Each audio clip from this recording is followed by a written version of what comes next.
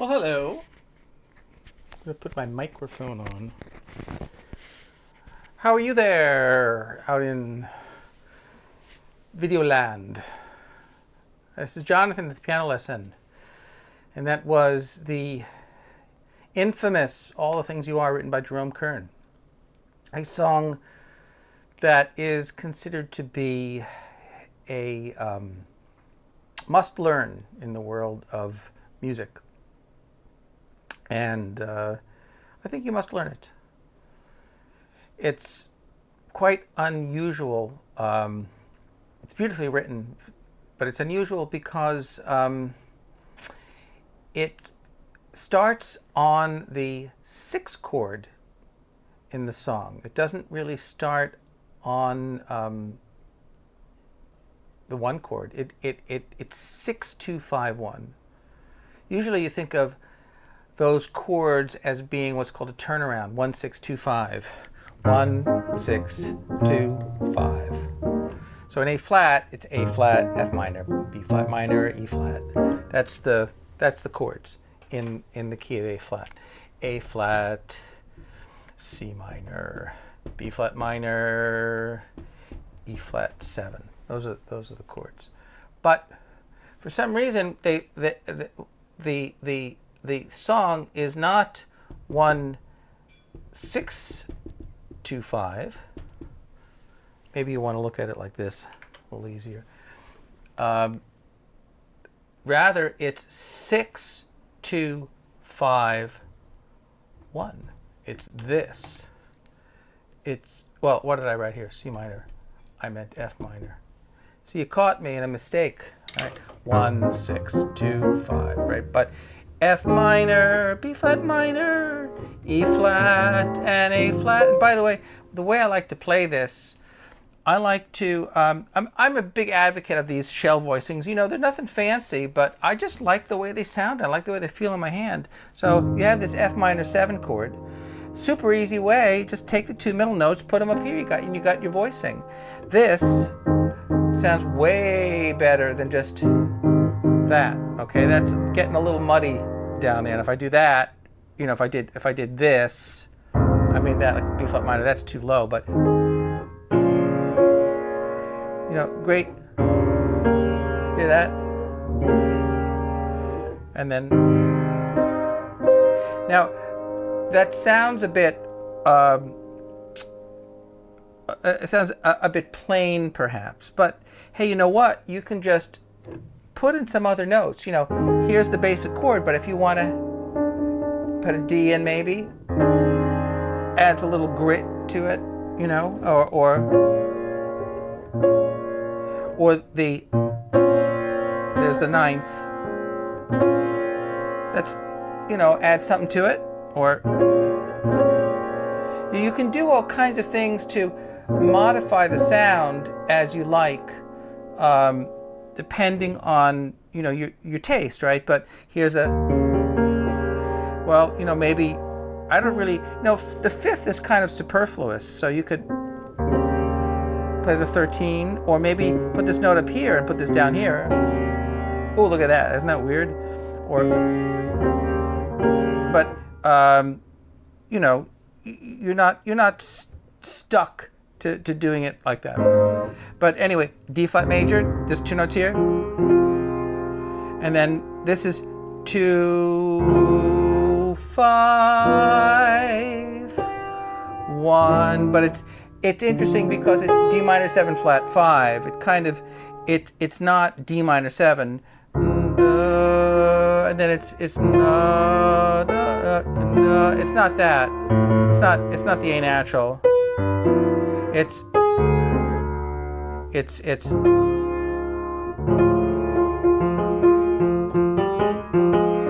that A flat in there. I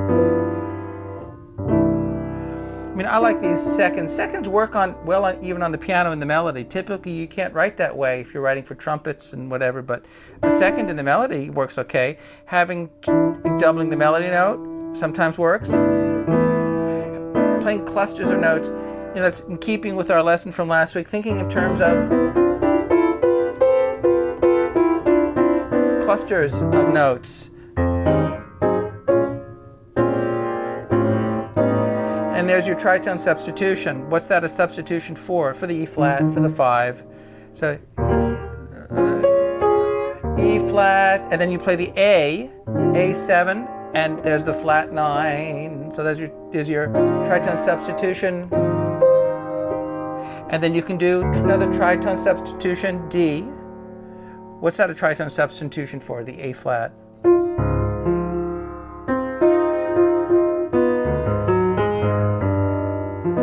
D minor 7 flat 5, you kind of already have that tritone in there anyway.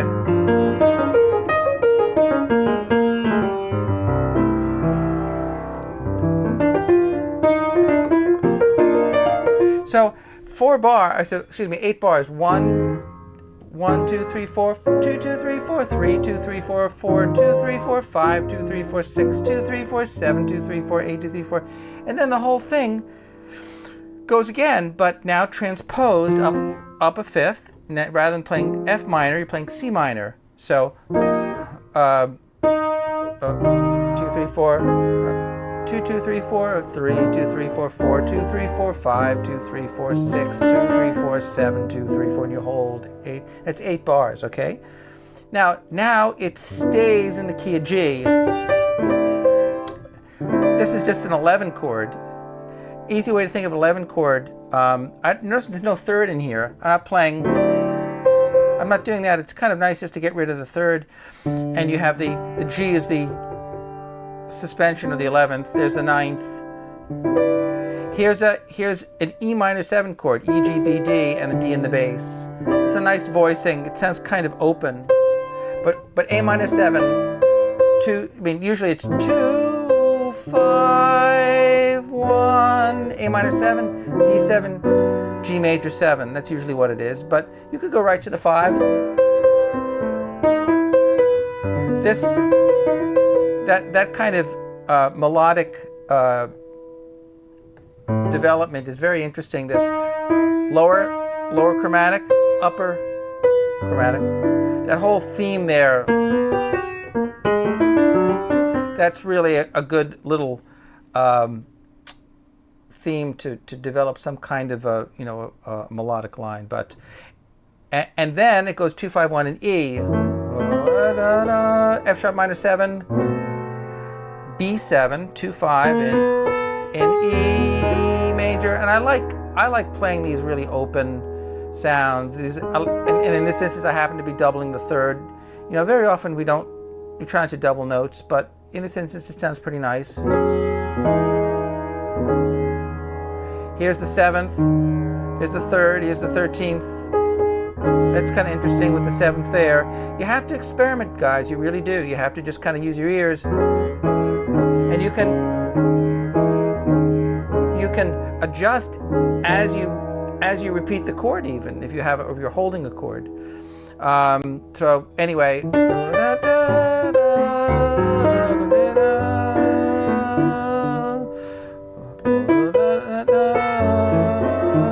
and I'm playing the flat 9 here. I'm not playing B7. I like the flat 9 myself. Da, da, da, da, da, da, da.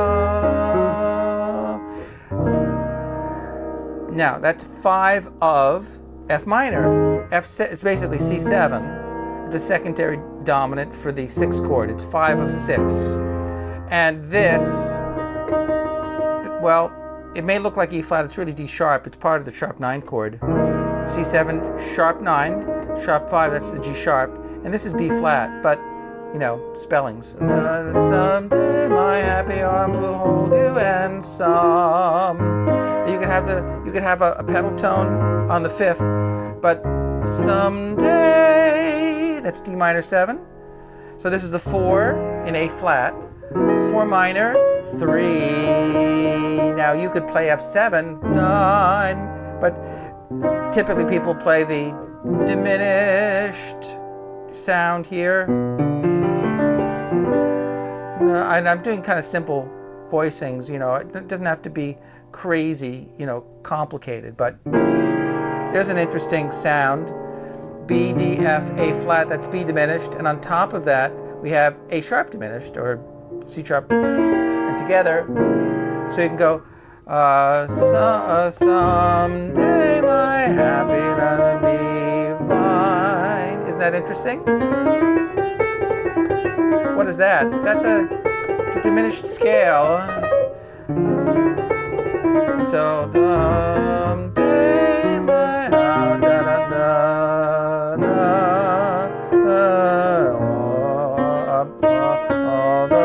all the things you. That's it. All the things you are. It's the ninth. Are mine. And when you get to the A flat, 6-9. A lot of fake books you'll see major 7. But guess what? Major 7 is going to sound awful, okay? So bring that down to the 6th, and rather than playing the 3rd, maybe play a 7, play a 9th. 6-9. Root 6, 9th, 5th. You can even stick in the 3rd if you want up here, possibly. But it's nice not to have the 3rd in the chord sometimes. Now you could also stick the 7th back in, but it's at your own risk. The difference, right? And then maybe you do G minor 7 flat 5, C7, 2, 5, 1 in F minor.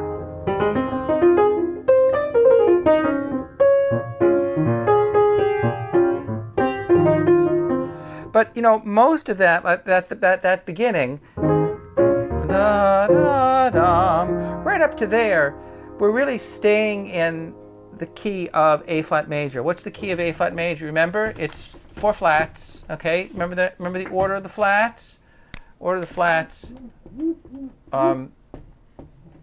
B flat, E flat, A flat, and D flat. Right? That's A flat major. That's the key of A flat major. Did I do that right? You gotta keep me honest, guys. Yeah, B flat, E flat, A flat, D flat. Okay, good. Yeah, right. B flat, D flat, A flat, and E flat. So that is also the relative of F minor, right? They share the same key signature. Okay. The difference being that in F minor we use a harmonic minor scale. The E natural. Why do you need the E natural? So you can make the 5 chord, the C, of F. That's why you need it. But you only use it when you need it, okay? That's the catch. You only use that harmonic minor when you need it. Anyway, 6, 2, 5, 1, 4. It stays in A flat up until right about here where it breaks down. Where it gets to the key of C. How the heck do you go from the key of A flat to the key of C? Da, da, da, da, da, da, da. That's really unusual. And the way he does it, he uses the 5 chord like everybody does. You use the secondary dominant. G7, right? You can get to almost any key if you use remember the secondary dominant. Why do I call it a secondary dominant? Because it's not a primary chord, right? A primary chord in the key of A flat is 1, 4, 5. A flat, D flat, E flat, A flat. Those are the primary chords, right? So any and the primary dominant chord, we usually don't talk that way, but the primary dominant chord is E flat 7, right? That's the dominant chord. So any other dominant chord that we use is going to be a secondary chord, and usually it's going to function in another key. And in this instance, this chord, the G7, functions in C, right? But he gets there in a very slippery way. He uses this chord right here, E minor 7 flat 5. Well, E minor 7 flat 5, that's the 7 chord in the key of E flat, I suppose, right? But it kind of bridges. It's also the 2 chord in C minor. Remember, when you see minor 7 flat 5 and you're playing music, okay, and this is C D minor 7, flat 5. The bell should go off, and you should say, aha, we're going to a minor key. Typically, that's the 2 chord in a minor key, and in the key of C minor. But he doesn't do that. He goes to a C major 7. That's what makes it so interesting. And then from the C, he does everything. He makes it into minor, and he starts again.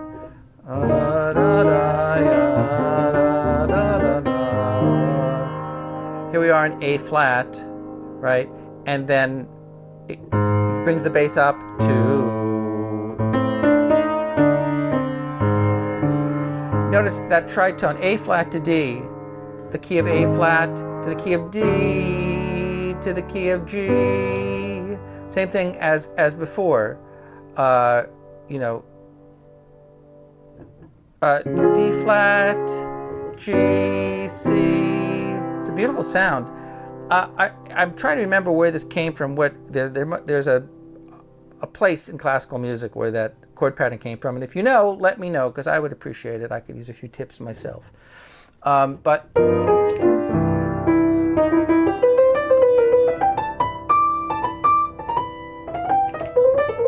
right. So if you had to make a scale, right? There's the A flat scale, right? And F minor works, right? And B flat minor works, and E flat works, and A flat works, and D flat kind of works. I mean, it does work, but we're kind of pushing it. And then the D, because that doesn't sound good anymore, does it? No. We have to fix the notes in that scale to make it sound, to make it work. But we'll get to that. That's a possibility? No.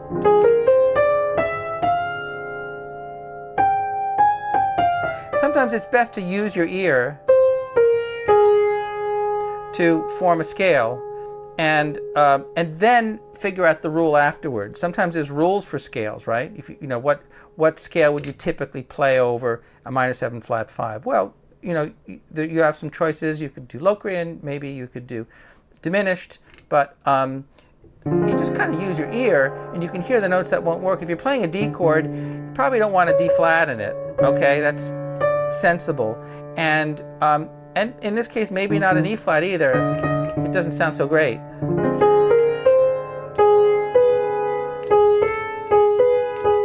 You can experiment with other notes.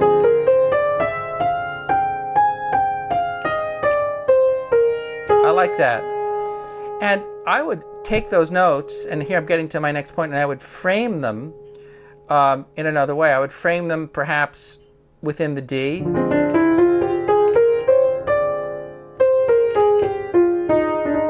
Right? And then we're going to G, we're going to C. 5, 1. Isn't that interesting? Now here, that's our Phrygian tetrachord. There's one of our augmented tetrachords. There's the tritone, and all whole steps.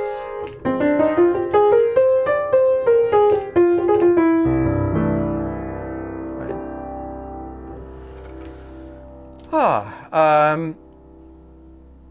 So the A flat scale, right? But maybe framed differently. Maybe framed on the E flat.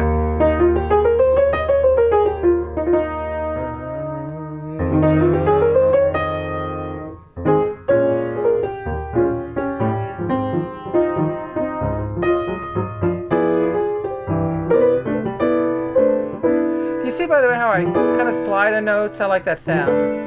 And if I'm playing on one chord for 8 beats, I'm not going to do and just hold it, probably, or I'm not going to just do... I mean, I like to change the chord. It's all the same chord, and it's clusters of notes. It's textures of sound. It's right. It's not. They don't really have names necessarily, and a lot of these are in my ear now, so I don't even know what I'm doing half the time. But I mean, this cluster of notes here: D, E, A, B, 9, 3, 13, 7. I mean, what am I going to do with my left hand? I don't know. I mean, I happen to be playing the 10th. I can get rid of it. You know.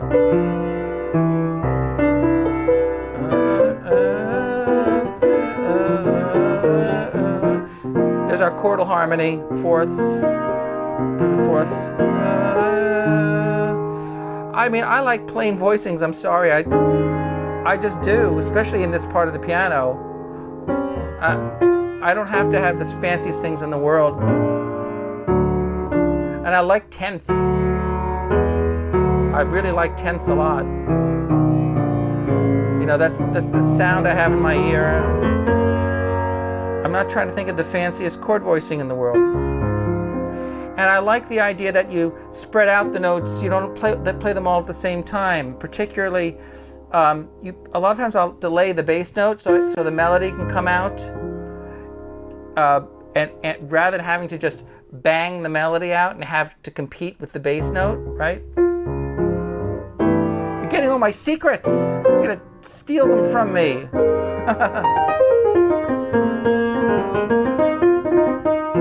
And this is the introduction, and it's the ending, right? Dee-da-dum, ba-da-dum, ba-da-dum, ba-da-dum. Oh, what's this? Da-da-dum.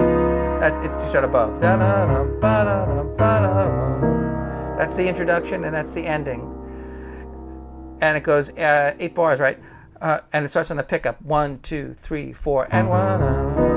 Da-da-dum, da-da-dum, da-da-dum.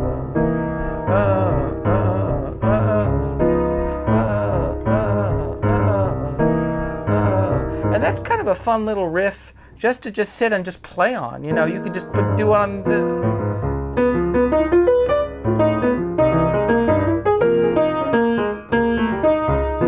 You just play on that little thing all day long and have fun. Wasn't that fun? I thought it was fun. Jerome Kern. Nobody knows who Jerome Kern is anymore. I shouldn't say nobody. Of course people know who Jerome Kern is, but they don't, you know. But he was a giant, just like George Gershwin. Who's that? Cole Porter. Who's that? I don't know. Richard Rodgers. Who's that? I don't know. Okay, you know, whatever. I grew up in another generation. Kind of grew up in my parents' generation in a sense. You sort of grow up with one foot in your parents' generation and one foot in your generation. And then you kind of limp along to the next generation, but usually you never make it. Like I am not part of this generation. And I don't know what that means, but I'm not. Excuse me, I have no idea what's going on. And I don't know if I want to know. Well, delightful as always, and I guess the 4 people that watch this will hopefully benefit by it. And until next time, I'm going to excuse myself, and so I wish you all bid you all an adieu, and we will see you next time on the piano lesson. Bye-bye.